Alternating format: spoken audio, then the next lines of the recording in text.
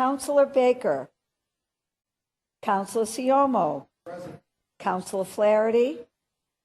Councilor Jackson. Councilor LaMattina. Councilor Linehan. Here. Councilor McCarthy. Here. Councilor Murphy. Councilor O'Malley. Here. Councilor Presley. Councilor Wu. Councilor Yancey. And Councilor Zachem. Mr. President, we have a quorum. I've been informed by the clerk that a quorum is present. I would ask at this time for all councilors to please rise, all guests, please. I invite Councilor Siomo to the podium to introduce today's clergy. After the invocation is delivered, I would ask all members and guests to remain standing as Councilor Siomo will lead us in the Pledge of Allegiance. Councilor Siomo. Thank you, Mr. President. I have the honor and privilege to introduce a good friend of mine from the Sisters of St. Joseph in Brighton, the mother house as we all know it as. I think many of you know the work that the Sisters of St. Joseph's do. I mean, they're known as educators. They work with immigrant groups, human trafficking. They are the heart and soul of the Catholic faith, I believe, because of their works throughout the world. But specifically to my friend, Sister Mary Black, she became a Sister of St. Joseph in Boston in 1949. She was a teacher for many years at St. Teresa's in West Roxbury, St. Thomas's in Jamaica Plain, St. Columkills in Brighton, where she was also the principal. And a quick story, when we were chatting in the office, she was the principal at the school when all my friends went there, and I went to all their activities, and she told me a story about one of my best friends. She was always known as a very fair but stern principal. And one of my friends got caught putting up a hard hat area sign over her office back in the day, but always fair and just an active member in our community to this day. She also spent 3 months in Bolivia just to learn and understand the Spanish language. She worked for IBA for 2 years, which is a Puerto Rican social service, and worked as the center and worked as the director for dropout prevention for Latina youth. She's a volunteer for a safe house for women who have been victims of human trafficking, and she is now a consultant to the Office of Mission Advancement for the Sisters of St. Joseph. And for the past 20 years, she is still fundraising for her Cathedral High School, a beloved Cathedral High School, which she served as a teacher for many, many years, running the golf tournament and the dinner. So without further ado, it's my great pleasure to present to you Sister Mary Black. It's my great pleasure to be here. Thank you very much for inviting me. And thank you, too, for the service that you do for the people of the city of Boston. I know we all appreciate that. But now, let us join together in prayer as I call upon the Almighty, who loves and supports us all, to guide your decisions, to be with you in the coming council session. So together, let us ask God, Spirit of life and love, to enlighten your hearts, inflame your hearts, lighten your mind with justice and mercy, as you form opinions among yourselves and make decisions that it lead you to love and revere the Almighty and one another, and particularly the people of our great city, especially those who are most vulnerable. Make us more aware that we often meet you, God, in the disguise of the poor and the needy, as well as the well-off and the powerful. We beg you to remind each counselor throughout this session to keep all of them in mind. God of power and might, wisdom and justice, through you authority is rightly administered, laws are enacted, and judgment is decreed. Assist with your spirit of counsel and fortitude our city councilors as they begin another session dedicated to making the city of Boston a better place for all Bostonians. May they, in their deliberations and decisions, act to strengthen our city by calming those who are troubled, thinking always about those who are deprived of a good education, as well as those who are unstable, homeless, or hungry, all those in the greatest need of assistance. Give these city councilors wisdom in every decision and help them to think clearly. Grant them discernment and common sense so they will return to all Bostonians the trust that has been placed in them. Help them to be strong and effective leaders to govern with integrity. And finally, we ask you to encourage and strengthen them, to give them the wisdom they need to build bonds among themselves and with all of the people of our great city. So now, let us together pronounce a mighty Amen. So be it. Thank you. Thank you, Sister Mary Black, for your inspiring message and prayer. At this time, Councilor Siomo will lead us in the Pledge of Allegiance. Pledge allegiance to the flag of the United States of America and to the republic for which it stands, one nation under God, indivisible, with liberty and justice for all. Thank you, Councilor Siomo. Councilor Siomo will escort Sister Mary Black from the chamber at this time.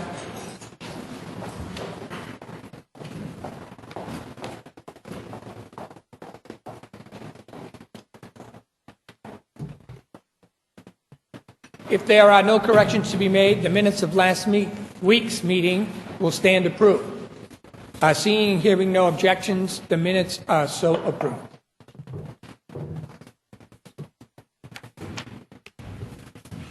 Madam Clerk, communications from His Honor the Mayor. Docket number 1729, message disapproving an ordinance creating a commission on the status of black men and boys in Boston. Docket number 0389, passed by the City Council, October 29, 2014. Docket 1729 will be assigned to the Committee on Government Operation. Councilor Jackson. Thank you very much, Mr. President. I rise to voice my disappointment with this veto. I want to remind everyone that this is something that actually even predated the My Brother's Keeper initiative. This body does as we always do. We lead, we don't follow.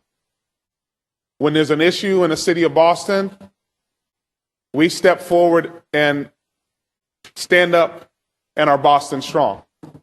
We don't look to D.C.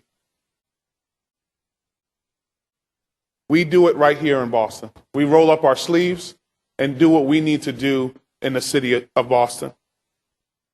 2/3 of young men under age 19 in the city of Boston are black or Latino. How does this body walk away from that reality? There are outcomes. I've said it time and time again on this floor, Mr. President. From Back Bay to Roxbury, life expectancy at birth for a young man of color versus a young man who's not of color is 33 years different.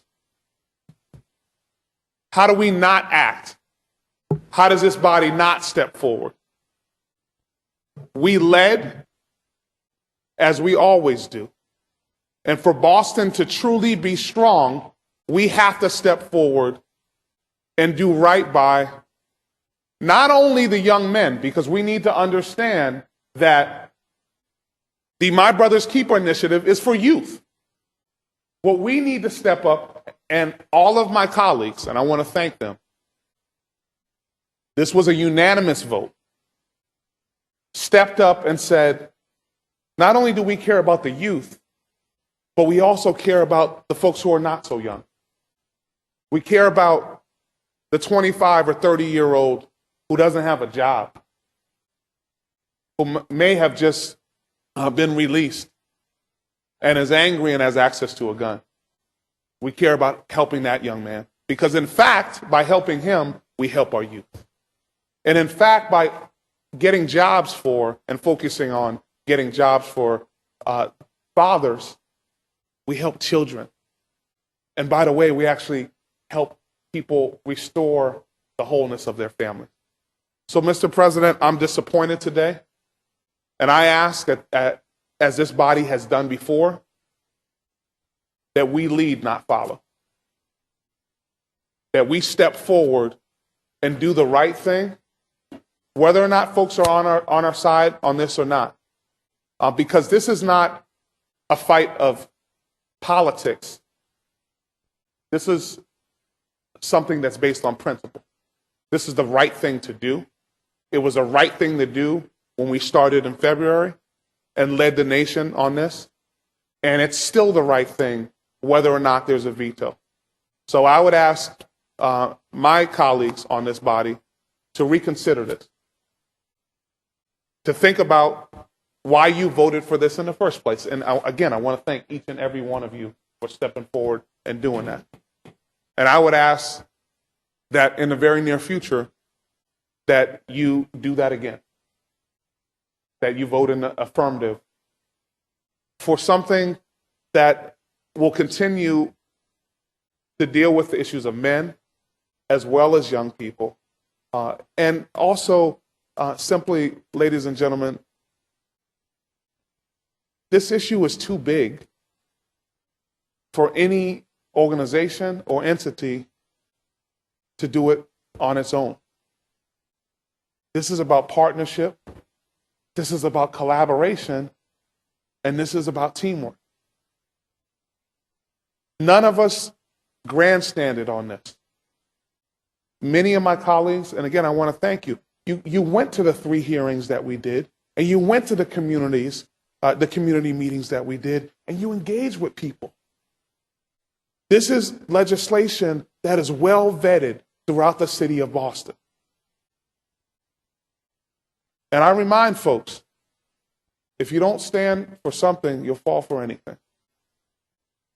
It is so critical that we do right by these young men. And understand, for Boston to be strong, these young men have to be strong. For Boston to move forward and have a robust economy, these young men, as well as not so young men, have to have that opportunity.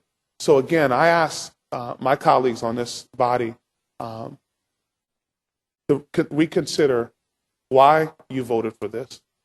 Reconsider the group of people as a city that we focus on, and how we can truly make the whole city of Boston strong. Remember, we lead, we don't follow. Thank you. Thank you, Councilor Jackson. Councilor Presley. Thank you, Mr. President. I rise to commend the founder of this initiative and thank him for his eloquent words. I just wanted to add to that I share his disappointment and his frustration, especially in that there has been a year-long process, and I believe vetoing this negates and undermines those who have contributed to this effort for the last year, as well as this enthusiastic, unanimous vote codifying those contributions and that feedback.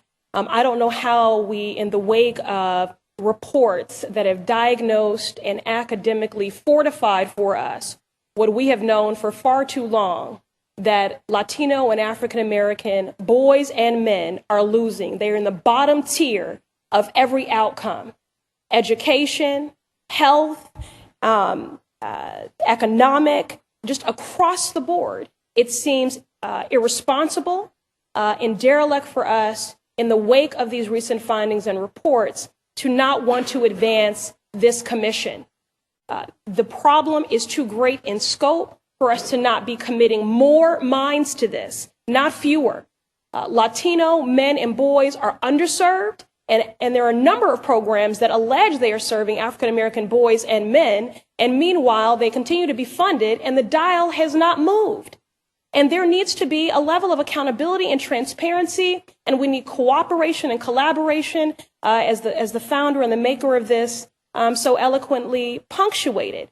Furthermore, we need an effort that is going to stand no matter who is the mayor and no matter who is the president, so that we can be holistic and comprehensive in doing the work to change these outcomes. The school to prison pipeline, the achievement gap, all of those disparities. I don't know how we walk away from this. So I'm very disappointed in the veto. It undermines a year-long community process, as well as the enthusiastic vote codified by this body. And so, I thank the council for putting this forward. And I just don't understand, if we're going to start saying that an effort like this is a duplication, well, then I would argue there are many programs and efforts we need to revisit, because I think there are a lot of duplicated efforts. But these problems are so big, and there's so many crosstabs, and they're so overlaid, that for problems at this level, so awesome in scope, that we are paying for morally, socially, and economically, how do we not commit more minds to that? And how do we not ensure that there will be a permanent effort, regardless of who's in the White House and regardless of who is the mayor of this city? So I urge everyone, as the counselor said, to reconsider why they voted for this in the affirmative, and I look forward to the hearing. Thank you. Thank you, Councilor Presley. Councilor Yancey. Thank you very much, Mr. President. I'd like to commend Councilor Jackson and Councilor Presley for their eloquent words, and I join them. I'm very disappointed to receive this as the very first message in today's package. I'm very disappointed on a number of counts, Mr. President. First of all, it's my understanding that there were a number of hearings. The administration had many opportunities to weigh in. We're not adversaries on this issue at all. So that's point number one. If the administration had these concerns, they had more than enough opportunity to work with the maker to resolve them, even before we took a vote. Second point of concern I have has to do with the institutional relationship between the Boston City Council and the mayor's office. Because in his veto message, he made a statement that we simply don't have the authority to enact legislation that requires confirmation of the Boston City Council. Now, I don't need to remind anyone of these chambers. I'm the longest serving member of the Boston City Council. I'm in my 31st year. And we've encountered this many times in the past. If I ask you to look at the Fair Housing Commission and ask you how many times we've been asked to confirm the members of the Fair Housing Commission, created by the Boston City Council. Yet, in the veto message, the new mayor says we don't have that authority. So maybe we should revamp the Fair Housing Commission and so many others where we actually do. And that points to a need for this body to have its own attorney, its own counsel to the council. Because we're going to encounter these conflicts between the presumed powers of the legislative branch versus the presumed powers of the executive branch. And we are co-equal partners in government.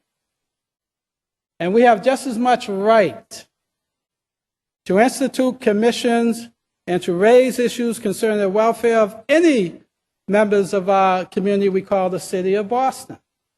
Now, today, the crisis happens to involve young African American and young Latino male. It's a crisis. Their opportunities are constricted and constrained by society. They did not ask to come into this world, but they deserve to have a level playing field.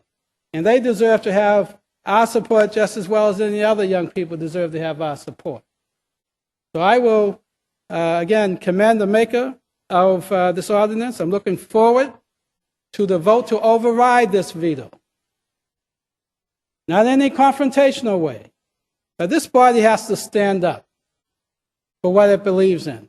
We are co-equal partners in government, and we should not allow this administration or even prior or future administration to constrain the powers of the legislative branch of government. Thank you very much. Thank you, Councilor Yancey. Councilor O'Malley.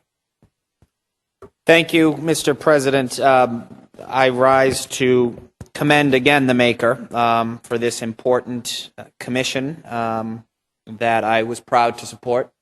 I also share disappointment in the disapproval message or the veto from virtually every reason that has been stated. I'll just add two of them, or perhaps add on two of them. It certainly runs counter to a spirit of collaboration and cooperation. And two, it certainly would seem to suggest that there isn't a need to do more, to use every tool, every resource, every voice in this. You know, these aren't paid positions. This isn't creating a new bureaucracy. These are volunteer positions to work and to address some very serious issues. And rather than trying to limit the scope or the amount of participation, we should be growing that. So I will stand ready to support the sponsor in the steps that he deems necessary going forward. Thank you. Thank you, Councilor O'Malley. A docket 1729 will be assigned to the Committee on Government Operations. Docket 1730, message and order authorizing the City of Boston to accept and expend a grant of $1,320,000 from the Massachusetts Department of Energy Resources for the Community Clean Resilience Initiative Project Implementation Grant to be administered by the city's Office of Environment, Energy, and Open Space Department. Docket 1730 will be assigned to the Committee on Environment and Parks. Docket number 1731, message and order authorizing the City of Boston to accept and expend the FY14 U.S. Department of Housing and Urban Development Fair Housing Partnership Program grant of $263,848 to the Boston Fair Housing Commission to conduct a housing discrimination testing program in partnership with Suffolk University Law School. Docket 1731 be assigned to the Committee on Housing. Docket number 1732, message and order authorizing the City of Boston to accept and expend a grant of $25,000 from contributions received from the United States Department of Agricultural Local Food Promotion Program to support an urban architectural visioning group and planning process for the City of Boston.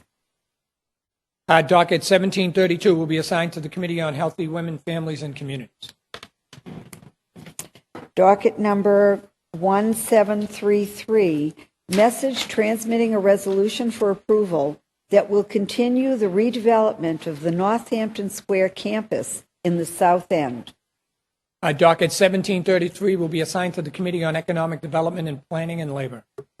Docket number 1734, message and order for the confirmation of the appointment of Ms. Kerry Walsh Logue as an alternate member of the Board of Appeal for a term expiring November 1st, 2016. Docket 1734 will be assigned to the Committee on Economic Development, Planning, and Labor. Madam Clerk, reports of public officers and others. Would you like me to read them all together? Yeah, could you read 1735 through 1745? Thank you, Mr. President. Docket number 1735, notices received from the mayor of the appointment of Ann Moritz as a member of the Boston Cultural Council. Docket number 1736, notices received from the mayor of the appointment of Sean Radley as a member of the Boston Cultural Council. Docket number 1737, notice is received from the mayor of the appointment of Jill Ann Schneider as a member of the Archives and Records Committee. Docket number 1738, notice is received from the mayor of the appointment of Brendan Haley as a member of the Archives and Records Committee. Docket number 1739, notice is received from the mayor of the appointment of Jerry Robinson as a member of the Boston School Committee. Docket number 1740, notice is received from the mayor of the appointment of Carol N. Fulp, Chief Executive, as a member of the Compensation Advisory Board for a term expiring on June 30th, 2016. Docket number 1741, notice is received from the mayor of the appointment of William F. Sennett, attorney, as a member of the Compensation Advisory Board for a term expiring June 30th, 2016. Docket number 1742, notice is received from the mayor of the appointment of Michael A. Curry, Esquire, as a member of the Compensation Advisory Board for a term expiring on June 30th, 2016. Docket number 1743, notice is received from the mayor of the reappointment of Deborah C. Shaw, Executive Vice President, as Chair of the Compensation Advisory Board for term expiring June 30th, 2016. Docket number 1744, notice is received from the mayor of the appointment of Amy E. Sheridan as a member of the Compensation Advisory Board for a term expiring on June 30th, 2016. And docket number 1745, notice is received from the mayor of the appointment of Daniel Manning as a member of the Boston Groundwater Trust for a term expiring in November of 2016. Madam Clerk, docket 1735 through 1745 will be placed on file. Reports of committees, Madam Clerk. Docket number 1681, the Committee on Healthy Women, Families, and Communities, to which was referred on November 5th, 2014, docket number 1681. Message and order authorizing the Commission on Affairs of the Elderly to apply for, accept, and expend a renewal grant of $825,000 from the Boston Public Health Commission for the operation of the Prevention and Wellness Trust Fund, submits a report recommending the order ought to pass. Chair recognizes the chair of the Committee on Healthy Women, Families, and Communities, Councilor Presley, on docket 1681. Thank you, Mr. President. Last week I held a hearing, and I want to thank, we held a hearing, the Committee on Healthy Women, Families, and Communities, and I want to thank the Vice Chair, Councilor McCarthy, for joining us, and also Councilor Yancey. It was a very informative hearing. The purpose of the hearing was to discuss the funding of a grant for the Commission on Affairs of the Elderly through the State Prevention and Wellness Trust Fund for additional health workers in Roxbury and North Dorchester. The Prevention and Wellness Fund was established in 2012 with a mission of reducing healthcare costs, preventing chronic conditions, increasing healthy behaviors, and reducing health disparities. Boston is using these funds to reduce hypertension in its aging population and to develop prevention programs to reduce elder falls, both through education and interventions that will be conducted by community health workers. Elder falls lead to a number of residual failing health factors for seniors, and as a result are among the most expensive issues to treat after the fact and are a primary indicator for the overall health in aging populations. These three health workers, if funded, and the interventions they will be implementing are a proactive and necessary component to address the overall needs of seniors in our communities. This program also demonstrates a laudable commitment to community and coalition building, as the Elderly Commission will be working with various partner agencies to develop these effective prevention and intervention measures. I recommend passage of this docket and want to thank Commissioner Shea again for all of her work to ensure that Boston continues to find innovative and holistic ways to attend to the needs of our aging populations. Thank you. Thank you, Councilor Presley. Councilor Presley moves acceptance of the committee report and passage of docket 1681. All in favor say aye.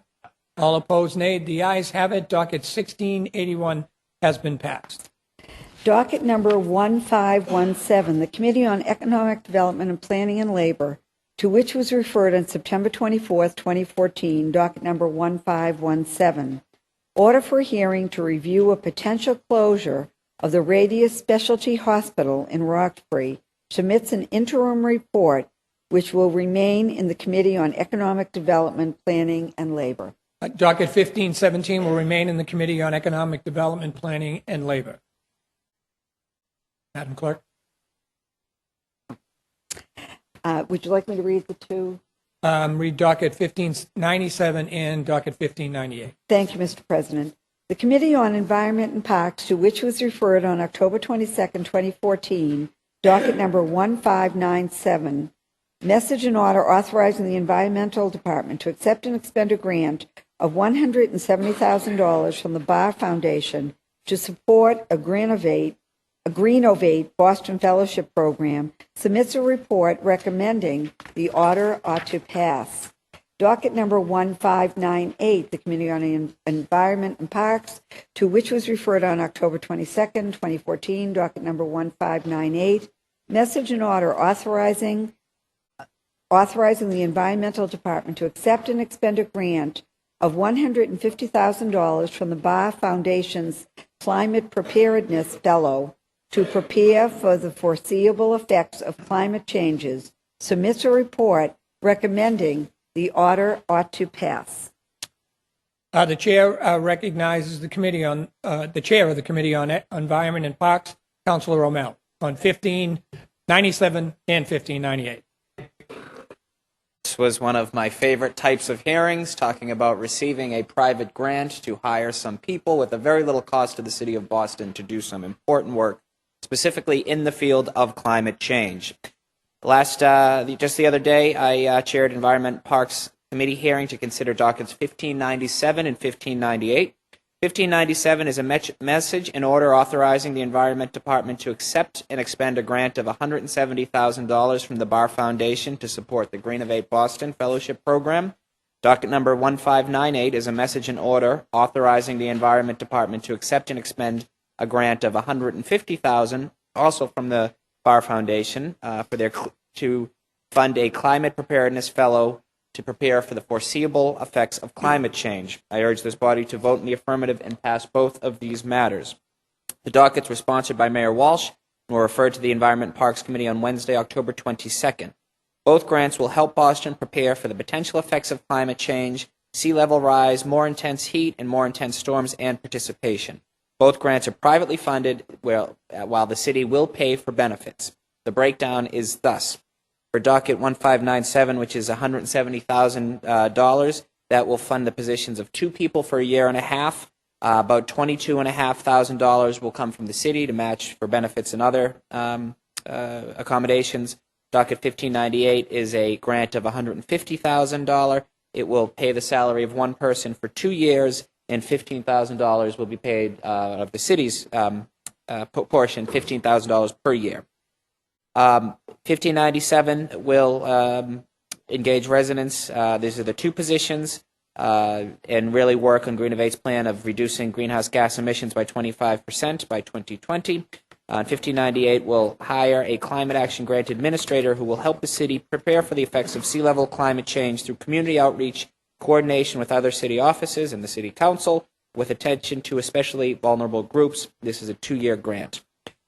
The need for programs like this have never been more evident, and I know later in this meeting we're going to talk about some other ideas Councilor Wu and I and others have been working on, but you need only look at what is happening probably, 400 miles from here in the great city of Buffalo, where nearly 6 feet of snow has fallen over the last couple of days. We've seen it here. We've seen Superstorm Sandy. We've seen example after example after example of climate change, and really cities need to be doing more. This is going to help fund a lot of that, virtually with the vast majority of the funds expended coming from private individuals. It's a great thing, and hope we can pass this today. Thank you, Mr. President. Thank you, Councilor O'Malley. Councilor Jackson, I see your button pressed. Is that for the previous matter? All right. At this time, we're going to move on docket 1597. Councilor O'Malley moves acceptance of the committee report and passage of docket 1597. All in favor say aye. Aye. All opposed, nay. The ayes have it. Docket 1597 has been passed. And Councilor Councilor O'Malley. That's because you said here earlier. You got me all confused. I've been called worse, Mr. President, but not a lot worse. Councilor O'Malley moves acceptance of the committee report and passage of docket 1598. All those in favor say aye. Aye. All opposed, nay. The ayes have it. Docket 1598 has been passed. I know this is out of order, but Councilor Jackson, your button was pressed late on that last matter, but I'll give you the opportunity to say a few words. So much, Mr. President. I do want to thank the Vice Chair of this Committee on Economic Development. We actually, again, as a body, stood up for a group of workers who needed some folks to step up and have their back. Radius lost over 260 staff members. If folks are not familiar with Radius Hospital, it's actually the old Jewish Memorial Hospital that recently shuttered.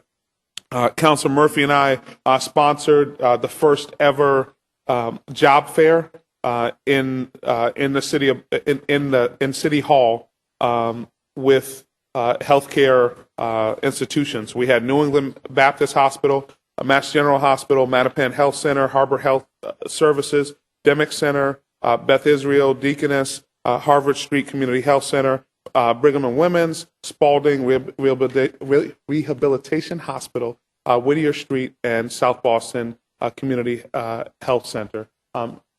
We had hundreds of workers here who were able to come and connect directly with hiring managers. And I want to thank Councilor Murphy for his partnership and his work on this issue. We are going to continue to make sure that the over 150,000 square foot building that used to be Radius Hospital finds its way into good hands, and that we will not be overrun in our neighborhood and community. And I want to thank all of my friends on the council who stepped up and actually looked out for and backed these workers who were displaced. Thank you so much. Thank you, Councilor Jackson. And thank Councilor Murphy and yourself for that was an excellent showing out there for the jobs fair. Madam Clerk, matters recently heard for possible action. Docket number 1566, order for a hearing on fossil fuel disinvestment of City of Boston funds. Chair recognizes the Chair of the Committee on Environment and Parks, Councilor O'Malley, on docket 1566. Comments to make at the offset. I wanted to thank and commend my good friend, the at-large councilor from the South End, Councilor Wu, who will be speaking shortly on this, for her leadership on this, as well as my dear friend from District 9, Councilor Mark Siomo, who is chair of the Committee on Ways and Means, jointly held this hearing with myself, Councilor Wu, and I think 9 or 10 total councilors participated. So thank you for everyone's involvement in this. Earlier this year, a number of very impressive young students visited with me, and I assume many of you. They're representatives of Youth on Board and BSAC, the Boston Student Advisory Committee, who had talked about some initiatives they wanted to express, and one that really resonated with me was working on issues of climate change, as we were just talking about. So, as I said, through subsequent meetings, I worked closely with Councilor Wu and this group in figuring out what the next steps could be. We called a hearing order, unsure of which exact shape it would take, other than talking about divestment from city funds from companies that deal with fossil fuels is an intriguing idea, and one that is happening around the country. It's very, very early steps at this point, but this is one where I think Boston can and should be a leader. So we put together a hearing, again, working closely with these impressive young men and women of Boston, and it was really a worthwhile endeavor. It was about 3 hours long. We had panel after panel after panel of industry experts. We had folks from the administration, Brian Sweat, folks from the retirement board, the executive director, different analysts, the comptroller for the city's retirement board, youth leaders, other climate change leaders. Bob Massey particularly, who many of you know, has worked very closely on this issue, has literally written books on it. Chuck Collins, who's someone I'm proud to call a friend and a constituent from Jamaica Plain, who's been working on this and pushing this. And it's a simple yet profound action that folks many folks in the environmental community are looking to do in terms of divesting funds from public pensions with companies that that are focused on fossil fuels. And there were some staggering statistics that came out. Let me say at the offset, one thing we all agree on is that we want to do ultimately what is best for the pensioner. We would never want to jeopardize someone who works very, very hard and earns a retirement. A public pensioner does not, in most, if not all, most situations, receive Social Security. This is their retirement. That is paramount, and that is unassailable to us. But it's not an either-or situation when we talk about divestment. There are 90 companies that produce 63% of the world's emissions, and all Carbon 200 companies are outside the city of Boston and outside the Commonwealth of Massachusetts. So we can talk about investing more locally. In other ways, we're seeing tremendous growth in more green technology, more green funds, green managed funds. And there's a statistic that shows 80% of the world's oil, remaining oil, must remain untapped to maintain the Earth's temperature. 80%. So what we're seeing from a business and financial point of view is that there's more innovation in green technology. We all see it. We see the wind turbines that pop up. We see solar. We see other ways. Look at how, a Prius was seen as an exotic vehicle probably 10 years ago, and now they're prevalent. We're seeing people do more. Remember when new energy-efficient light bulbs first came out? They looked like those balloon animals, the way they were twisted, and one person had them, and now it's hard-pressed not to find them. We're seeing what this building, and specifically what this council has done, passing the Boston Energy Reporting and Disclosure Ordinance, doing some, I often cite this, but it was a proud early day of mine when we went to paperless pay stubs, an opt-in system for City and Boston employees. Getting more water filling stations. These are all examples that this body has taken the lead on looking at ways to lessen the environmental impact and truly make Boston a greener city. Looking at it sort of at the next level, as we talk about these pensions, and this can be a conversation that can be uncomfortable because people might worry about the strength and the solvency of a pension fund. And again, I'm saying that is untouchable in this. What we've seen time and again, and there are statistics to bear this out, show that there is little risk in many cases, and you can actually grow the pension fund in other cases as well. So what's often cited as we had this conversation was what happened in South Africa, which is something that Councillor Yancey took a lead, and this body in the mid-1980s took a lead on. And that was seen now as a smaller risk because it was one country. But actually, we found out through this hearing, another staggering statistic, that 60% of Fortune 500 companies did business with South Africa during the time of apartheid. That was a huge risk, but it was the right thing to do. And I venture guest Councillor Yancey will speak, so I don't want to take because it's a very compelling story, but Nelson Mandela knew the action that was taken here. So we've seen this done before with other things, with firearms, with munitions, with tobacco companies in many cases. We want to make sure this is done, and we want to push for it. We want to make sure this is done right. So currently what is happening right now is there is a House Bill 4351, which is called an Act Creating a Commission Studying the Feasibility of Divestment of Fossil Fuels from the Commonwealth's Pension System. Given the fact that our calendar year is nearly over, as is the state legislatures, we wanted to take quick action today, and from that hearing is a resolution, which you should have in your packets now, it's on your desk, that really explains chapter and verse why this is important, why this has been effective in other cities, in other countries, quite frankly, and why we need to urge the state legislature to pass this, to begin the feasibility study. We are very cognizant, I will say it for a third time, of the fact that we want to do what is right for those that have paid in. This is about someone's financial security, but it's not an either-or proposition. We can do both. So I'm urging passage for this resolution, strongly urges the Mass Legislature to support the study and calls upon them to take action to support the passage of legislation to divest the State of Mass Pension Reserve Investment Fund, and urges other companies to pass resolutions. Many have, 9 or 10 have, cities and towns around the state have already done it.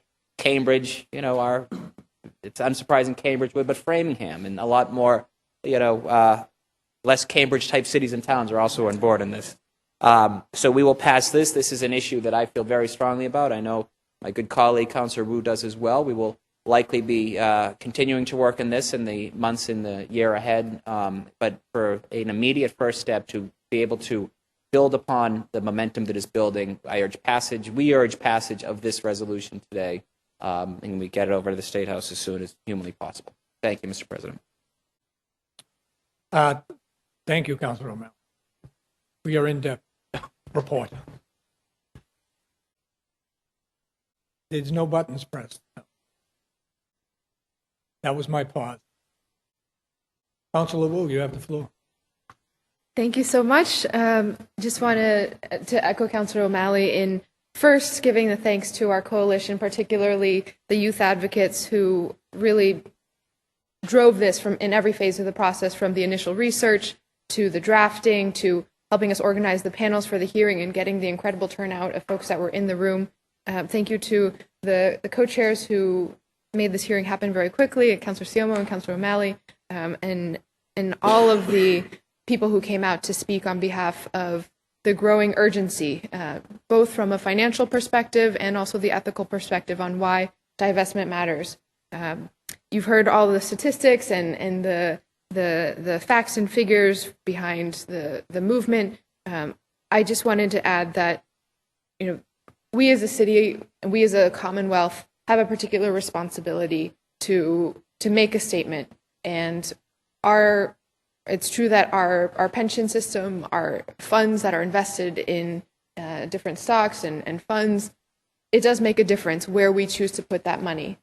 But on top of that, as we are looking at our future for this younger generation, for the generations to come after that, what we do makes a big statement for others across the Commonwealth, across the state, across the country, and individuals as well. So I would urge all of us to think about divestment from the perspective of making that moral commitment to put your values, to put your money where your mouth is. And we will certainly have an impact if as a state we're able to divest, if as a city we're able to divest. But even now, supporting the state's efforts to move this process forward before the end of the calendar year is a big step. I look forward to continuing the conversation with everyone as we explore the details and logistics of other pieces of it.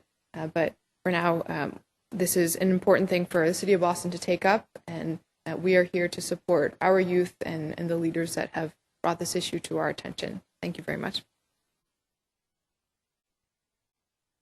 Councilor Yancey. Thank you, Mr. President. I rise simply to support this resolution. I can't be any more eloquent than Councilor O'Malley in arguing why we should do this. He made reference to the South African divestment legislation that was initiated by the Boston City Council. I just happen to be the author. 1984.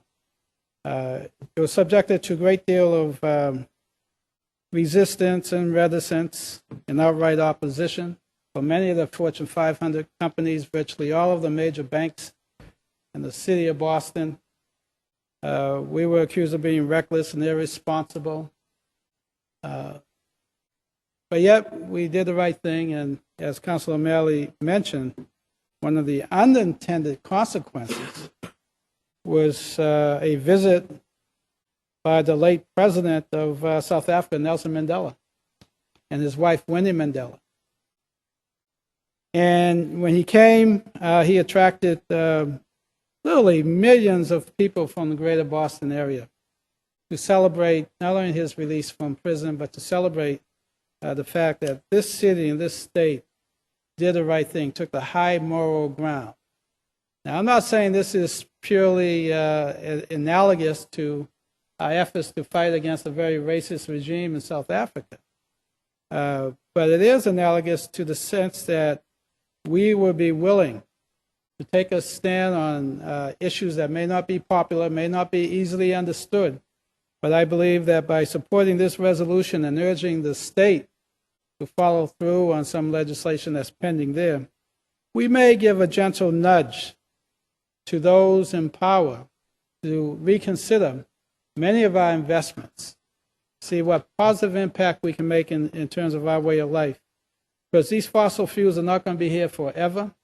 And I thought it was very poignant to have four young people sitting where Councilor LaMartina is, Councilor McCarthy, and Councilor Murphy, and of course Councilor O'Malley.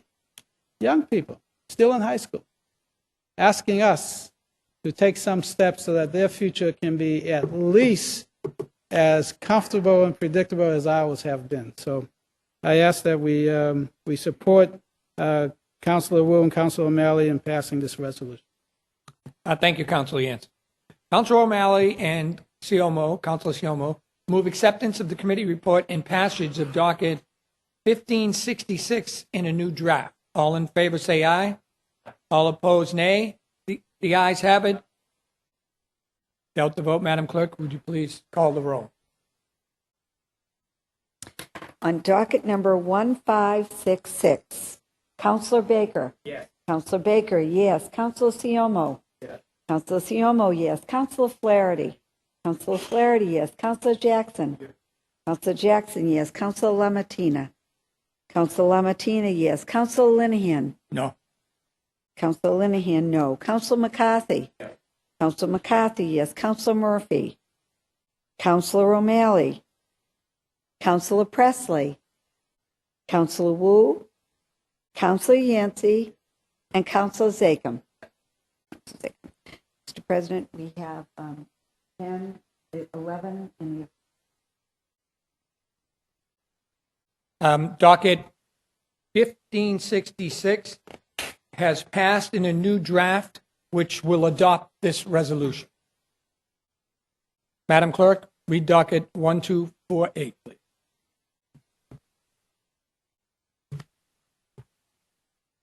docket number 1248, order for hearing regarding the assessment and inventory of city-owned property and buildings.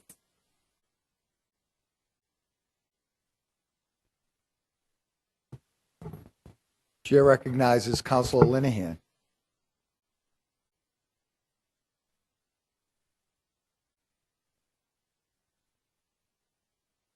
Housekeeping matter, one that in which we've taken up each year.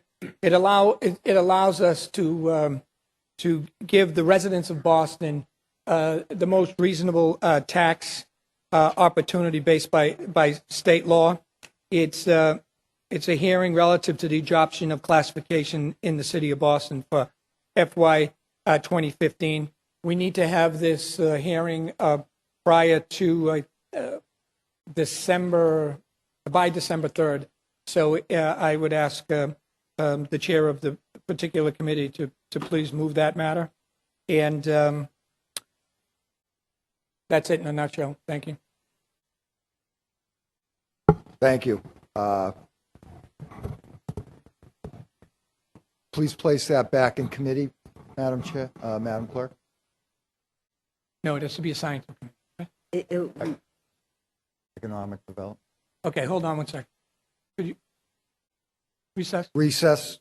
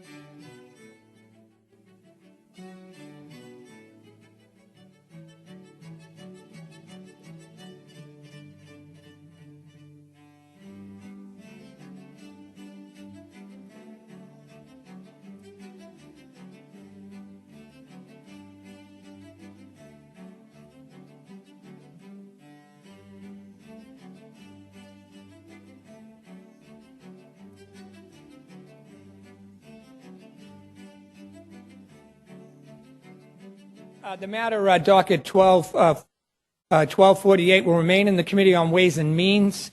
And the matter that I read, I was out of order because it was motions and orders and resolutions, which I'll bring forward at the appropriate time, docket 1746. Madam Clerk, 1248 will remain in the Committee on Ways and Means. Please read docket 1333. Docket number 1333, order for hearing regarding language access policy in the City of Boston.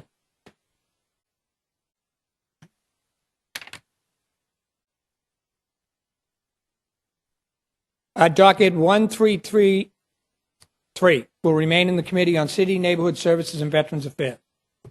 Docket number 1309, order for hearing to discuss recruiting and retaining educators of color within the Boston Public Schools.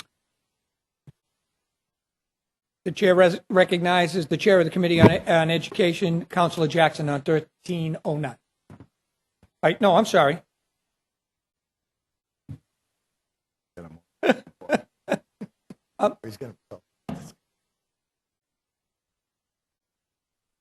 Recess 1 second.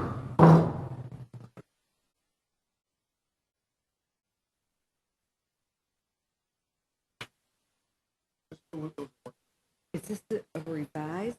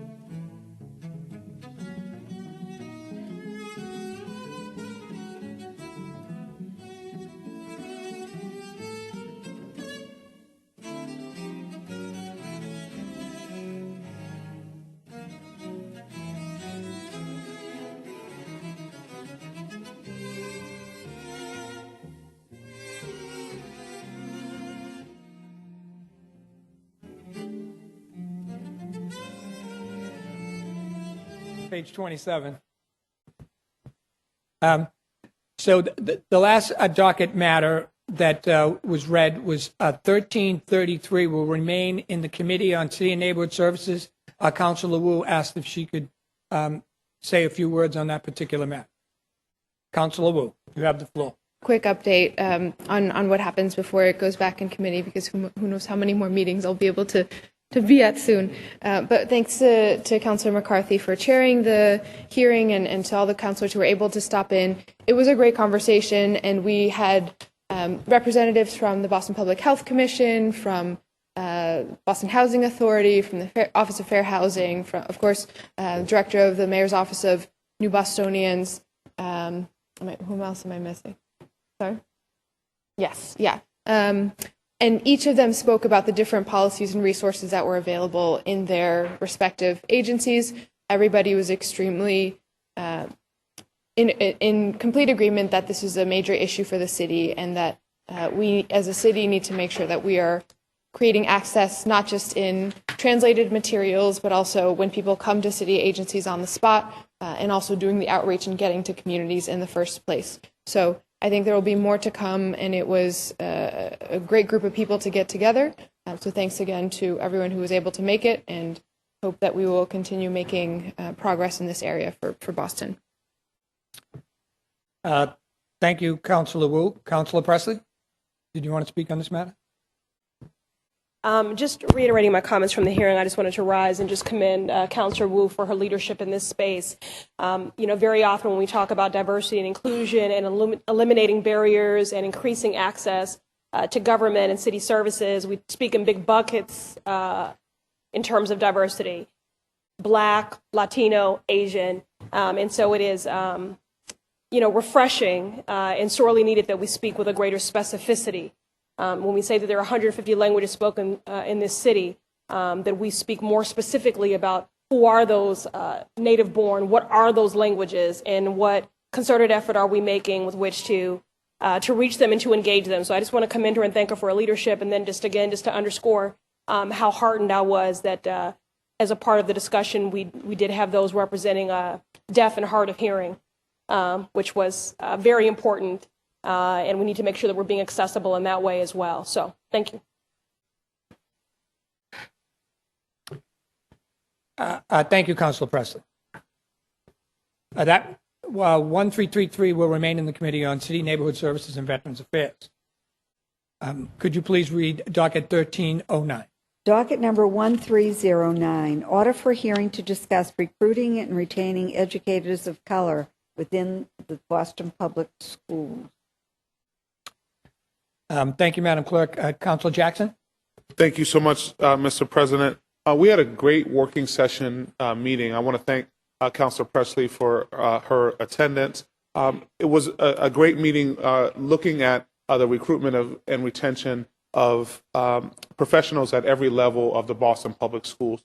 We actually had a group of folks from Mass Advocates, NAACP, Boston Teachers Union, Boston Public Schools, and a couple of other organizations. It was a robust meeting. We actually were able to come, people were able to come forward with many suggestions, and also to bring what was most heartening for me, really their support to the recruitment and retention process. Currently, the Boston Public Schools is in a process of actually losing more teachers of color than they are recruiting them.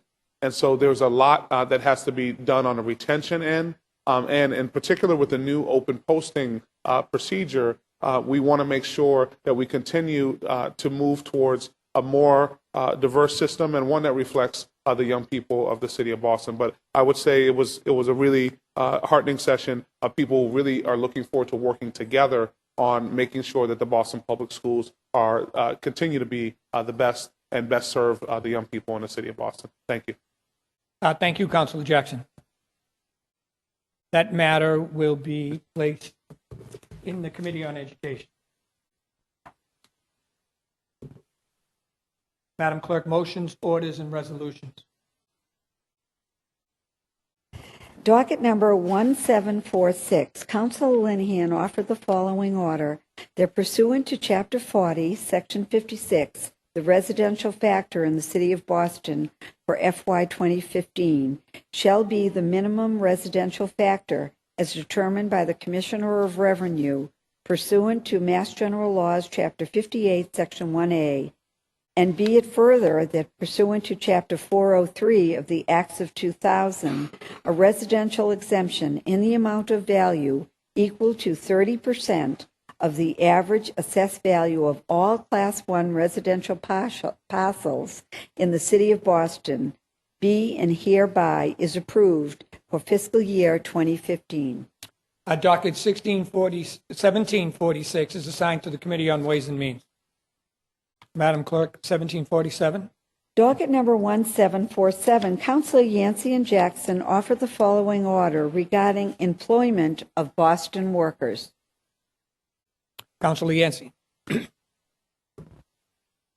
Mr. President, this is an order to take a look at some steps that the city might take to ensure that Boston residents, in particular residents of color, have a fair shot at many of the jobs that emanate from the operation of city government. Working with former City Councilor Chuck Turner and Councilor Jackson, this is an order that hopefully will result in an ordinance. It's really just a hearing order at this stage, but I anticipate that after the series of hearings that we have on this topic, including particularly our labor unions, that we will have an ordinance that will, in fact, make it easier for Boston residents to benefit from contractual opportunities of city government. Given the high level of unemployment in the area of in certain areas of the city of Boston, I believe that this effort will result in a major benefit for all Boston residents. So I'm asking that this be referred to the appropriate committee. Thank you, Councilor Yancey. Councilor Jackson. Thank you so much, Mr. President. And what we're asking for here is information. And it's information about organizations that actually are have over 100 employees or more. And information is something that enlightens us and allows us to make better and more informed decisions. In particular, we have parts of our city that are doing great, where cranes abound and there is 100% employment. But we have parts of our city that many of us represent that have 20 and 30% unemployment. We want to make sure and actually look at how, in particular, anchor institutions have an opportunity to be disruptors relative to that type of unemployment, how industries that we have qualified individuals to be able to be part of those industries are able to be connected with those industries, and how we can work as a city as a whole to make sure that the great things that are happening downtown and the prosperity that is being built here is actually shared across the city as a whole. So I'm really happy to partner with Councilor Yancey on this and really look forward to moving this legislation forward. Thank you so much, Mr. President. Thank you, Councilor Jackson. Docket 1747 is assigned to the Committee on Economic Development, Planning, and Labor.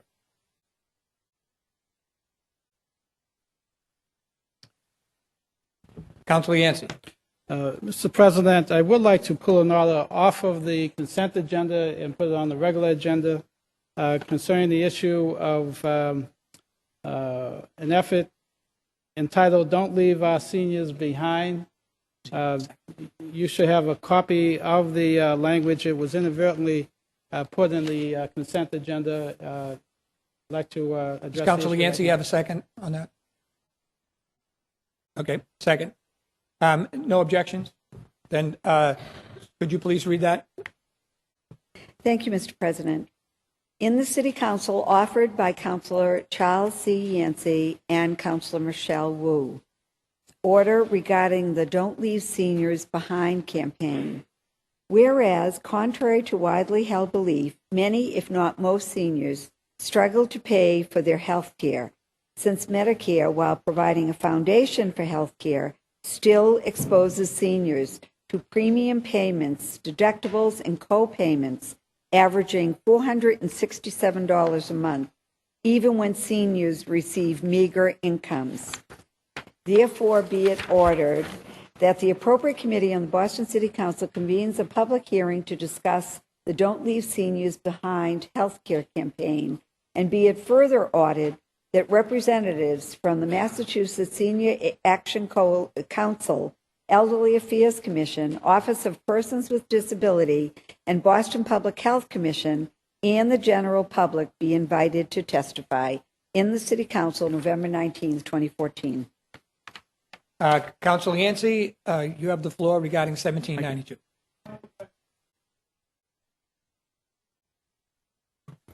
When we refer to senior citizens, typically we are referring to people 65 years of age or older. When I was first elected to this body, I thought that was old.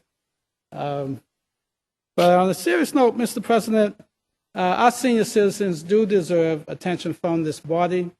We're very concerned about our young people, particularly in the schools, and we deal with the younger folks all the time, but far too often we don't focus adequate attention on those who have achieved the age of 65 or older. In terms of their benefits, many are on fixed or even declining incomes, and their costs are actually rising. The Don't Leave Seniors Behind campaign is an opportunity for this body to address this issue, and I'm looking forward to a timely and vigorous hearing where the advocates will actually be here in these chambers discussing some of the needs that are still unmet in favor of our senior citizens. Thank you very much. Thank you, Councilor Yancey. Councilor Wu, you have the floor. Thank you. And thank you to Councilor Yancey for your leadership on this. I'm very grateful to be able to partner. This is an issue that has come up all across the city. Every senior home or every Mass Senior Action Council meeting, people are talking about healthcare, the costs and how complicated it is, how confusing it is to enroll, to re-enroll, the limited time period that you have to get it all done. The City of Boston does have a tremendous amount of resources to put to this, and I think it's a question of highlighting the issue, appealing to the state to make sure that costs remain affordable for our senior citizens, and also connecting people to the information that we are and the help that we are offering already at the city level. So I'm particularly interested in trying to make sure that the application process is clear and easy to access, but looking forward to the hearing with Councilor Yancey and all the advocates. Thank you, Councilor Wu. Councilor Presley. Thank you, Mr. President. I rise and asked to have my name added. I was just checking if it was a hearing order or a resolution. Okay. There's a lot on the desk today. Okay, I would like to have my name added. Thank you. And I just want to commend the makers. There's a great deal of emphasis in our discourse about the need to make sure that this is a city that works for people in the dawn of their lives when we talk about early education or our school system, or in the prime of our lives when we talk about retaining young families and young professionals. But the city needs to be one that works for people in the dawn of their lives, the prime of their lives, and also in the twilight of their lives. But by the grace of God and medical advances, we are living longer. We need to make sure that people do that with dignity and with grace. Recent hearings have highlighted the fact that we have too many of our seniors that are living on tea and toast, that are in their finances having to choose between eat or heat. And this is a hell of a way to repay generations of people who built this city, this Commonwealth, and this country. So I commend the makers. I asked to have my name added, and I thank Mass Senior Action and all the other advocates for their vigilance in ensuring that seniors stay at the fore of our minds in all of our policy, programmatic, and legislative action. Thank you. Thank you, Councilor Presley. Please add Councilor Presley's name. Councilor Siomo, Councilor Flaherty, Councilor Baker, Councilor LaMattina, Councilor McCarthy, Councilor O'Malley, Councilor Zakim, and please add the chair's name. Councilor Jackson. Mr. Chair, I want to thank Councilor Yancey and Councilor Wu for bringing this issue up. Open enrollment, obviously, opened recently. My mom is an asthmatic and a diabetic. She hits her donut hole, and that's an interesting word for it, because as Councilor Presley noted, it's probably a time when you probably can only afford to eat donuts in between that hole. There's a $2,500 window in which you have to get through. I think it's absolutely critical that a process that one was rolled out for seniors where they had to sign up on computers, right? So that was a really great way to roll out a process for a group who oftentimes don't have access to computers. And then I worked in the medical field. My sister runs a unit at Mayo Clinic in Jacksonville, Florida, and my other sister's a nurse, and it took us all 3 weeks to go through the different plans and figure out the one that would work best for my mother.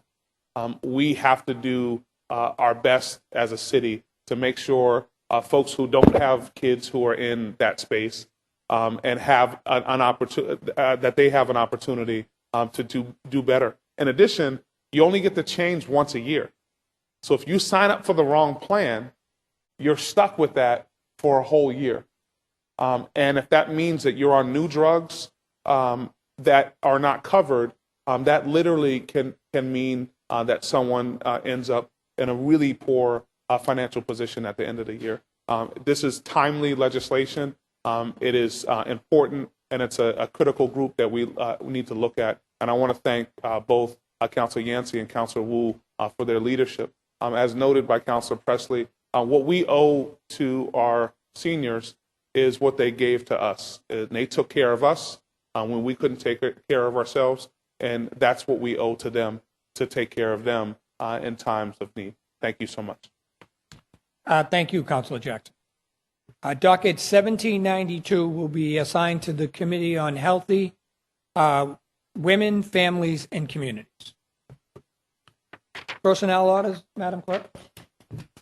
Docket number 1748, Council Linehan offered the Councilor following Siomo order. moves suspension of the rules and passage of docket 1748. All those in favor say aye. All those opposed, nay. The ayes have it. Docket 1748 has been passed. Docket number 1749, Council Linehan for Council Council McCarthy moves suspension of the rules and passage of docket 1749. All those in favor say aye.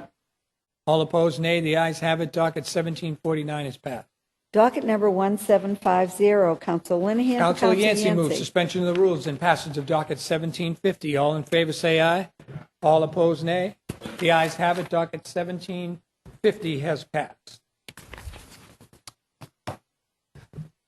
I'm informed by the clerk that there are 5 late file matters in the hands of the clerk, which in absence of objection will be added to today's agenda.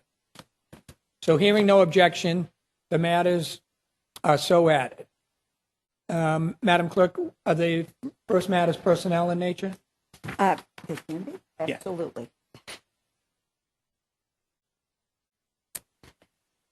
In the City Council, November 18th, Councilor Bill Linehan for Councilor O'Malley ordered Councilor O'Malley moves suspension of the rules and passage of the first late file matter. All those in favor say aye. All opposed, nay. The ayes have it. The first late file matter has been passed. In the Council, November 18th, 2014, Councilor Bill Linehan ordered that effective, Councilor Siomo moves suspension of the rules and passage of the second late file matter. All those in favor say aye. All those opposed, nay. The ayes have it. The second late file matter has passed. docket number, in Council, November 18th, 2014, Councilor Bill Linehan offered that effective, Councilor Siomo moves suspension of the rules and passage of the third late file matter. All those in favor say aye. All opposed, nay. The ayes have it. The third late file matter has passed. Could you read the non-personnel matters, please? thank you, Mr. President, offered by City Councilor Tito Jackson, order for summons. Whereas the Boston City Council's Committee on Education held a hearing on docket number 0719 regarding diversity in post-secondary institutions, which included Boston University. Whereas Mr. Brown failed to appear at this hearing on October 24th and failed to provide sufficient notice that he decided not to attend, therefore be it ordered that pursuant to Mass General Laws, Chapter 233, Section 8, the Boston City Council's Committee on Education summons Mr. Robert A. Brown of 1 Silver Way, Boston, Massachusetts, 02215, to appear before the Committee on Education on December 2nd, 2014, at 4 p.m. to discuss Boston University's retention and recruitment related to diversity at its institution and its recent report on diversity and inclusion, filed in the City Council November 19th, 2014. Councilor Jackson, you have the floor. Thank you so much, Mr. President. It has come to this.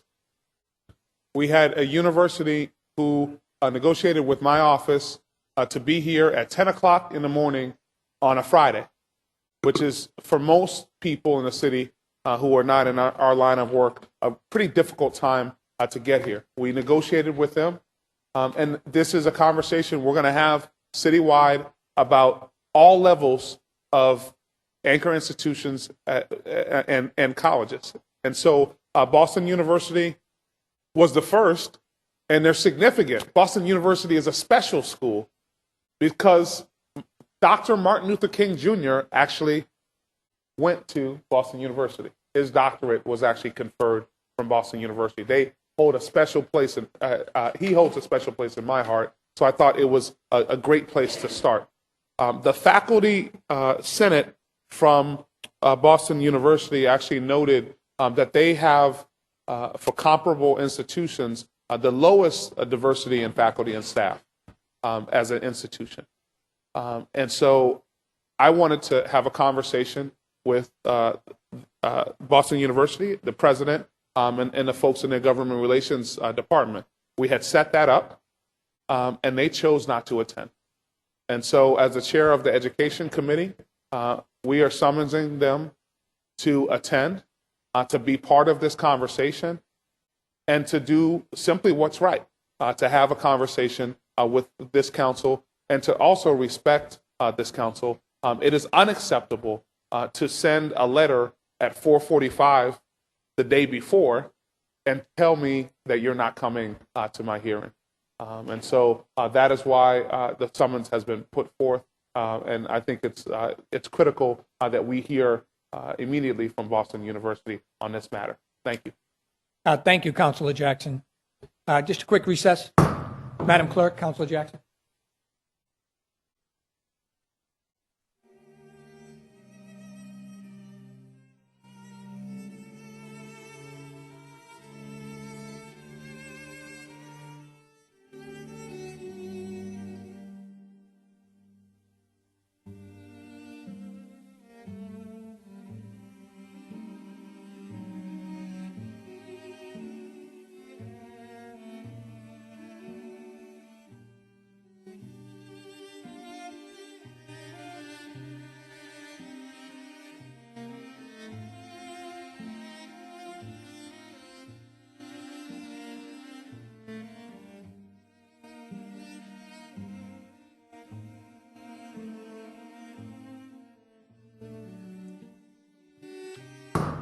Council will be back in session.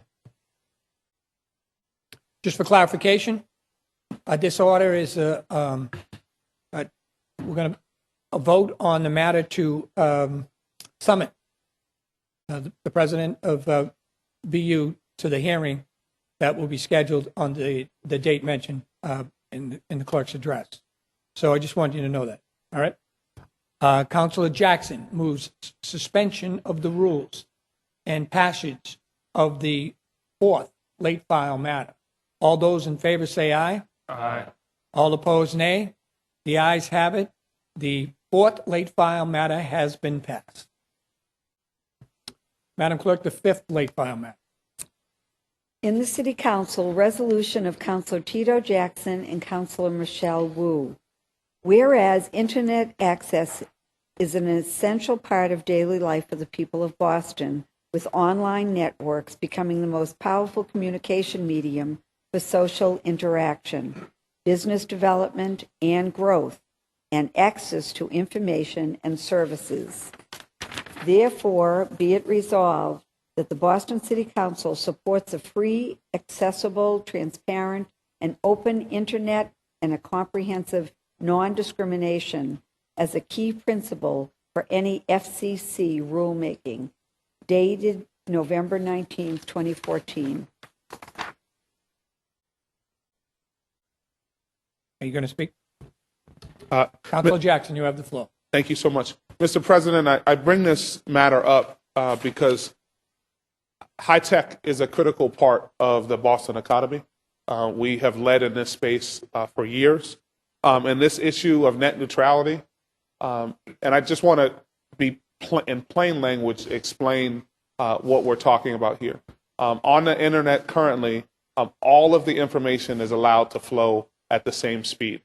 We have certain providers who are actually looking to change that speed or change the size of the pipe to slow down organizations that actually stream things. And so the issue here, and a very important issue for entrepreneurs and people in the city of Boston, as well as our innovation economy in the city of Boston, is that we stand up for these businesses.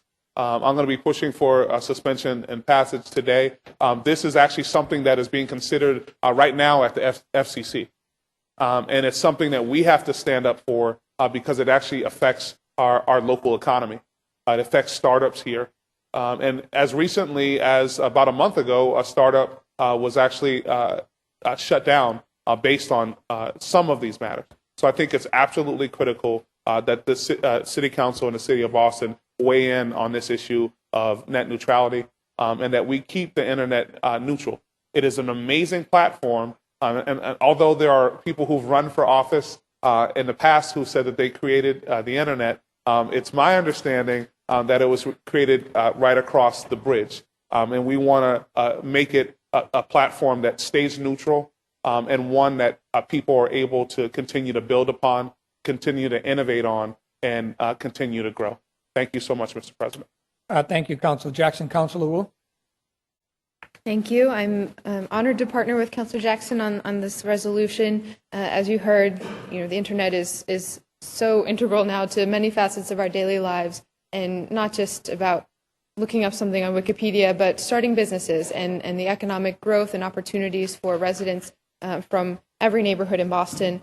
So as you heard, the policy that had been proposed was to create several different tracks, several different speeds of internet, depending on how much you're willing to pay. And creating this fast track only for those who are able to afford it is something that just goes against access to information, transparency, and everything that I believe Boston embodies in our leadership and innovation. So I'm proud to call for suspension and passage and urge everyone to vote for this so that the FCC will hopefully have another data point from us to make sure that they are keeping the internet neutral and free and accessible. Thank you, Councilor Wu. Councilor Yancey. Thank you very much. I rise to commend Councilor Jackson and Councilor Wu for offering this. Implicit in this discussion is the whole question of a digital divide, not based on race, but based on income. And I believe that we should do whatever we can as local government to make sure that the internet is accessible to everyone, irrespective of their income. So I wholeheartedly support this, urge that we pass it today, and ask that my name be added. Please add Councilor Yancey's name to the resolution. Councilor O'Malley. Thank you, Mr. President. This is a hugely important issue, and I'm very glad and proud to support my colleagues, Councilors Jackson and Wu, and ask that my name be added. There are more than 3 billion internet users in this planet, a little less than half the planet's population. By the end of next year, there will be 15 billion devices, which will be network-connected devices. This is obviously a huge issue in the city of Boston because of healthcare, because of higher education, because of jobs, tech startups. But my God, this is so important on the world stage. And we need to make sure that this passes. This is something that was, a complicated issue, but more and more people are talking about it, and more people are getting to understand it. The simplest way I understood it was thinking that there would be 2 roads, a fast, high-speed road for information to be traveled and a very slow, bumpy road that wasn't maintained. And I think it's an apt description to use because, in my opinion, the internet is a public utility like a road. What we need to do is reclassify broadband as a telecommunication service under the law. That's the fair way to do it. That will simply allow more people to have more access in a safe, open, fair system. But this is a very, very important issue. I'm glad that we are weighing in on this. Clearly, the effects in the city of Boston are innumerable, but the far-reaching effects around the world even dwarf that. Look forward to adding my name and hopeful passage today. Thank you, Councilor O'Malley. Please add Councilor O'Malley's name. Councilor McCarthy. Thank you very much, Mr. President. I rise in support of my colleagues, Councilor Jackson and Councilor Wu. Clearly, we've mentioned startups, high-tech, medical, and the one thing we've missed out, as Councilor Jackson often says, I'll steal your line, we're about meds and eds. We haven't talked about education yet. There's a lot of schools that are going to tablet-based education, which is incredibly important for not only our younger kids, but all the way through college. We've seen the divide in cable prices. I know I'm a big Bruins fan. I make no qualms about that. To get NESN, I got to pay an extra chunk from cable just to get that. And I think it's naive to think that if we start charging for the internet, that you're not going to see prices rise. And as Councilor Yancey insinuated, that you will have the haves and have-nots, the people who are able to get it and the people who are not able to get it. So I look forward to a discussion on this very important topic. Thank you. Would you like to add your name? Yes, please. Yeah, please add Councilor McCarthy's name. Thank you, Councilor McCarthy. And please add Councilor Flaherty. And please add Councilor Presley's name, Councilor LaMartina's name, Councilor Baker, Councilor Siomo, and Councilor Zachem. And please add the chair's name. Get all that, Madam Clerk? Thank you, Mr. President. Great. Councilors Jackson and Wu move suspension of the rules and adoption of the fifth late file matter. All those in favor say aye. All opposed, nay. The ayes have it, and the fifth late file matter has been adopted. At this time, we'll take up matters for the green sheets. Councilor McCarthy, you have the floor. Yes, Mr. President, thank you. Page 3 of 16 of the green sheets, docket number 1595.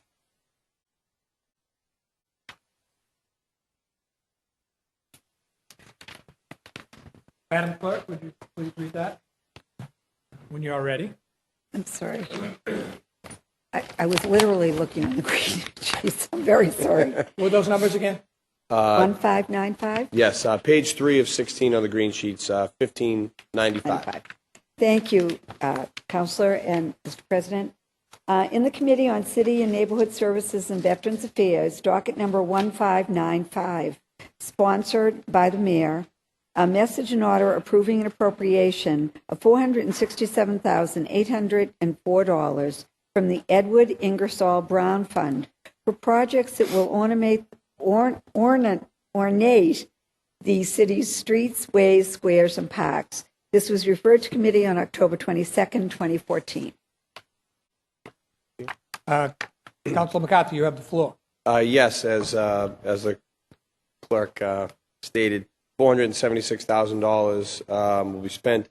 Some of the projects include the Fenway Civic Association's the restoration of the Johnson Gates, Mather School in Dot, design and development of outdoor spaces for the school, the Emerald Necklace Conservancy to fix some garden fountains and statuaries, the Massachusetts Beirut Memorial Fund in downtown Boston. It's a restoration project, $40,000 to acid wash and clean, sandblast that monument. The Friends of the John Harvard Mall in Charlestown, restoration of that mall, including the flagpole, some stone wall repairs. Alston Brighton CDC, the restoration of the Brighton War Memorial, including restoration of its plaques, stone cleanings, granite paving, benches, and landscaping. The Stanley Bellevue Neighborhood Group in Dot, it's a construction of an ornamental fence around the urban wild. The Friends of the Symphony Park in Fenway, it's the fabrication and installation of a new statue for the park.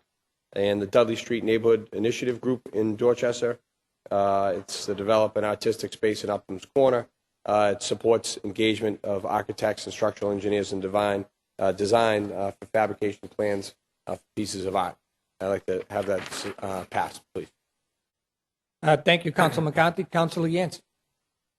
Mr. President, as you know, I am Vice Chair of the Brown Fund, and at this time, I'd like to request a 30-second recess. Sure. Recess. Councilor McCarthy. Councilor Yancey.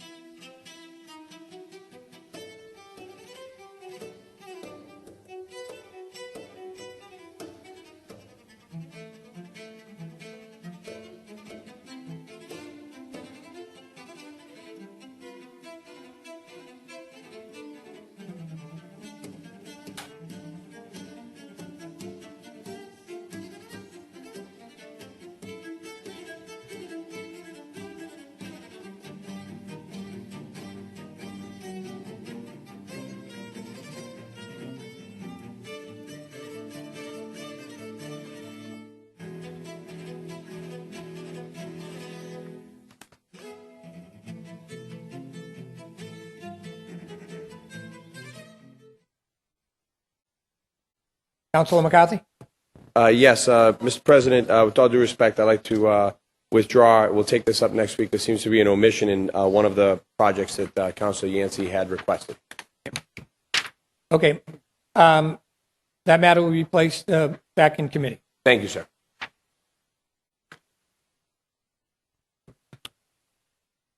Anybody else wishing to pull a matter from the green sheet? Councilor Siomo. Thank you, Mr. President. I'd like to move, I move to take from the table docket number 0180 on page 3 of the green sheet.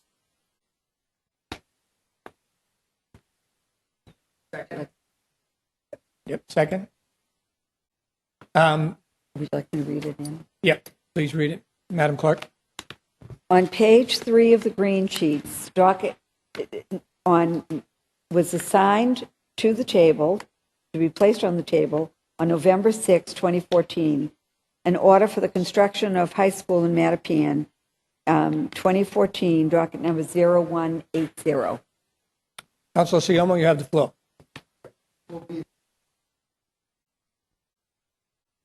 Mattapan High School proposed by our good friend, Councilor Yancey, asked 2 weeks ago for an opportunity to sway more people. So we complied, we voted to put it on the table, and now I'm bringing it back out. Okay. Councilor Yancey.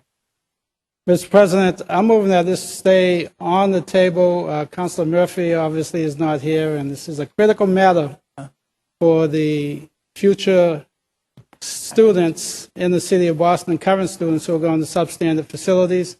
Where we take it up right now, due to the fact that one of the strongest supporters is not here, it's not likely to pass, so I would like it to stay on the table at this time. So I don't favor taking it off the table.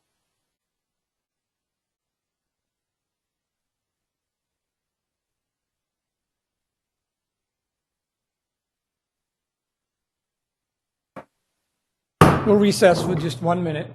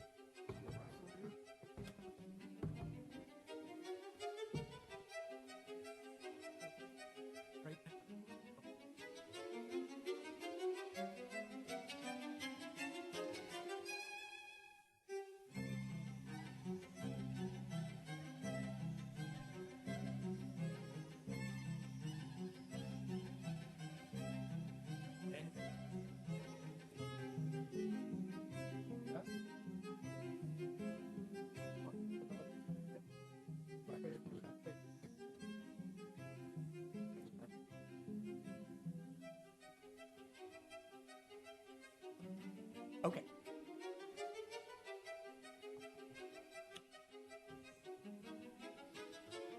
Okay, the council will be back in session. It's a little tricky here because the matter in front of us is whether to untable the matter. And for that, we need a majority vote of the council to bring the tabled matter forward for discussion again. Okay? Councilor Yancey has his button pressed, so would you like to speak on the motion? On the motion. President, I am still trying to get a unanimous vote on this matter, and right now, one of our members is not present, so I'm moving that we vote against, I'm urging a no vote, so that we would not take it off the table at this time. So, just to be clear again, if you vote yes, you're voting to take the matter off the table and to bring it forward for discussion. If you vote no, you want to leave it on the table because you need a majority of the vote to take it off the table. Madam Clerk? Call the roll. A yes vote will be to remove it from The the table. table. Counselor Baker? Yes. Counselor Baker, yes. Counselor Siomo? Counselor Siomo, yes. Counselor Flaherty? Counselor Flaherty, no. Counselor Jackson? Counselor Jackson, no. Counselor LaMattina? Counselor LaMattina, yes. Counselor Linehan? Yes. Counselor Linehan, yes. Counselor McCarthy? Counselor McCarthy, no. Counselor Murphy? Counselor O'Malley? Counselor O'Malley, no. Counselor Presley? Counselor Presley, no. Counselor Wu? Counselor Wu, no. Counselor Yancey? No. Counselor Yancey, no. Counselor Zachem? Counselor Zachem, no.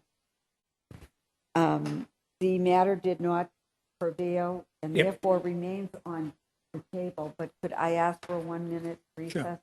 Before I make a statement? Yep.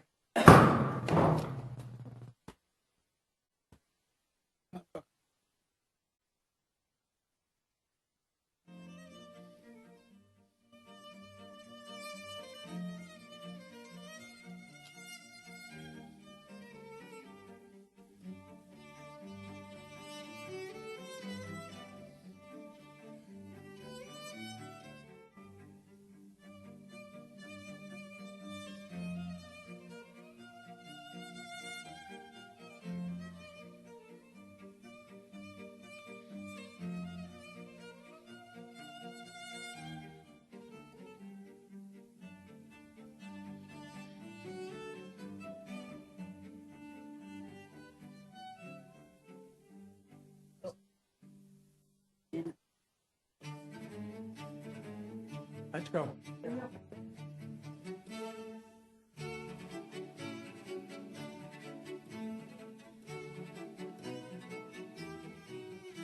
Council will be back in session. Docket 0180 will remain tabled at this time. There are, looking for the amount of 9 matters on the consent agenda. Late file matters, which in absence of objection will be added to the consent agenda. Seeing and hearing no objection, the matters are so added. The chair moves adoption of the consent agenda. All those in favor say aye. All those opposed, nay. The ayes have it. The consent agenda is adopted.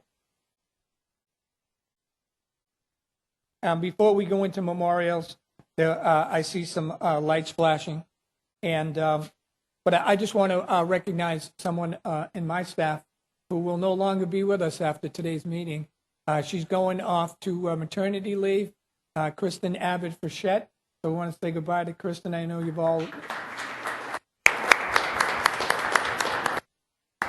She has 12 weeks, and we hope to see her back with a bundle. You have to come back before that to show us that bundle. Councilor Presley, for what purpose do you rise? Unanimous consent to make an announcement. You have the floor. Just a reminder as we enter the holiday season that tomorrow officially marks the beginning of Survivors of Homicide Awareness Month. The holiday season is an especially painful one for those who have lost a loved one tragically to violence. Looking around the table and seeing an empty seat and the like. And so I will be sharing with everyone electronically and in your mailboxes a series of events that will be taking place during Survivors of Homicide Awareness Month, which is November 20th through to December 20th. And I do hope that you'll support your constituents and attend these events. These families really need someone to wrap their arms around them after the headlines have faded and after the trauma teams have gone away. This is a very long, hard road to healing and to peace of mind. And so I hope you'll support those events. Thank you. Thank you, Councilor Presley. Councilor Zachem, for what purpose do you rise? Unanimous consent to make a brief statement. No objections. You have the floor. Briefly, before we go into our remembrances, mention a recent terrorist attack that took place in Israel. And I think it's especially relevant because one of the individuals murdered in this attack is a former Brookline resident, local, Rabbi Moshe Twersky, and 4 others were also killed in this incident. I know Councilors Jackson, McCarthy, and myself, and I know Councilor O'Malley went last year on a study tour to the region.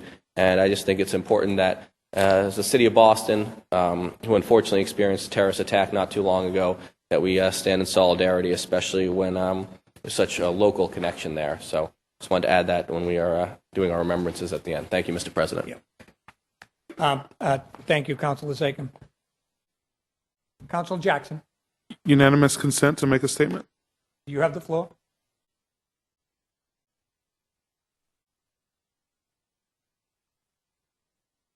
To invite all of my colleagues. On Sunday, I will be having my 4th annual Tito Turkey giveaway. I know many of you have referred to me as Turkey before, as a turkey, yes, or several turkeys. That is something that has happened in the past. This year, it's at the Reggie Lewis Center. Again, November 23rd, which is Sunday. We start unloading and packing thousands of pounds of poultry at 9 a.m. We would love your help. We will begin to distribute them to people in the community at 2 p.m.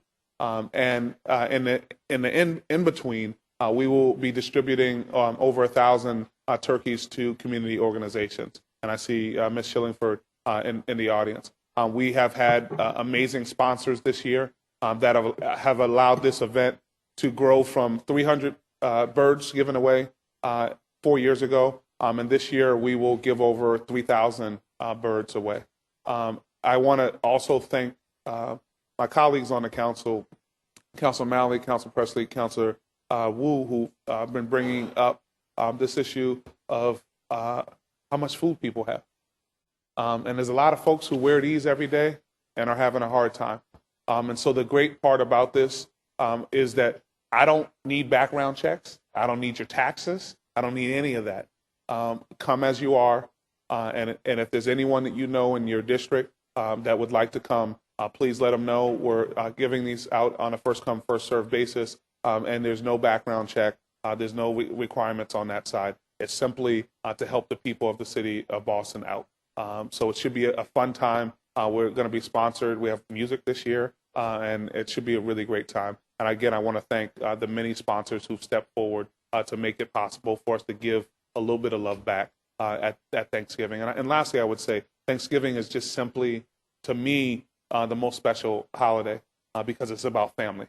It's the one holiday that hasn't been co-opted in that way. And there's something about just the dignity of being able to sit at your own table and with your family for however long you can stand them, to be able to make that connection. And there's a lot to be said about that. And so that's why I'm glad to be able to do this again this year. Thank you. Thank you, Councilor Jackson.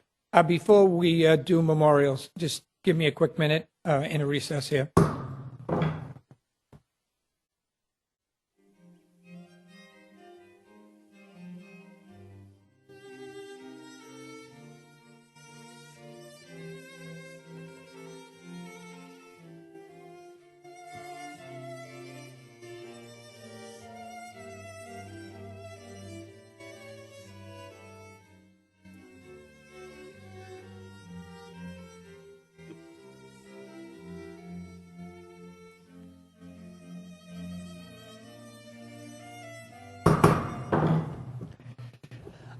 We're back in session. I'd ask all guests and all members to please rise as the council prepares to adjourn today's meeting in the memory of the following individuals. On behalf of the entire council and Councilor Zakim, the victims of the terrorist act in Israel and Jerusalem, and especially for Rabbi Moshe, for Councilor Baker, Charles Kazmowski, and Edward Eddie Azidi, for Councilor Flaherty, Ron Wasowski, for the chair and Councilor Flaherty, Maureen Connolly, for Councilor LaMattina, Frank Imbruglia, Ryan Morrissey, John M. Russo, and Ann Pistorio. For Councilor Presley, Christina Curran. For Councilor Yancey, Charles O'Brien, Alvin Williams Sr., and Joffrey Wright. A moment of silence, please.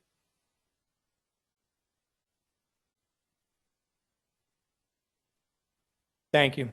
The chair moves that when the council adjourns today, it does so in memory of the aforementioned individuals and is scheduled to meet again on Wednesday, December 3rd, 2014 at 12 o'clock noon. All those in favor say aye. All opposed, nay. The ayes have it, and the council is adjourned.